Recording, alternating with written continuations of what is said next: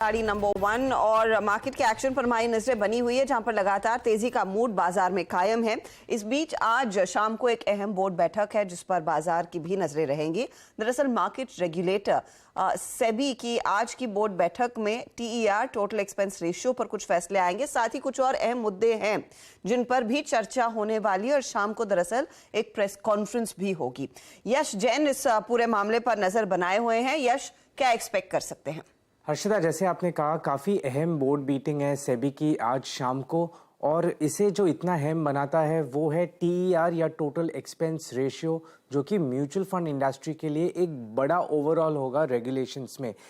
इसके अलावा stricter disclosure norms पे भी चर्चा होगी जो हाई रिस्क एफपीआईज है। मैं पहले टीईआर या टोटल एक्सपेंस रेशियो की बात करता हूँ। सेबी ने इस पे एक कंसल्टेशन पेपर भी जारी किया था जहाँ पे वो स्ट्रिक्ट मेजर्स लेना चाहते हैं टीईआर को कंटेन करने के लिए।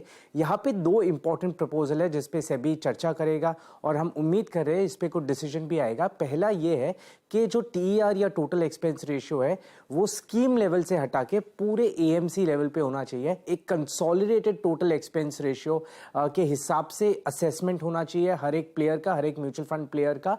और इसमें सेबी ने इस बात पे भी चर्चा करनी है कि जो दूसरे चार्जेस होते हैं, जो कि जीएसटी है, सिक्योरिटीज ट्रांजैक्शन टैक्स है, ये सारे टीईआर के दायरे में आने चाहिए या नहीं। तो ये इंपॉर्टेंट मूव होगा म्यूचुअल फंड इंडस्ट्री के लिए। काफ़ी ओवरऑल उन्हें करना पड़ेगा अपने टीईआर रेगुलेशंस में। टीईआर कुछ नहीं होता, बल्कि ये होता है कि आपको एक स्कीम को मैनेज करने में कितना एंसिलरी एक्सपेंस करना पड़ता है।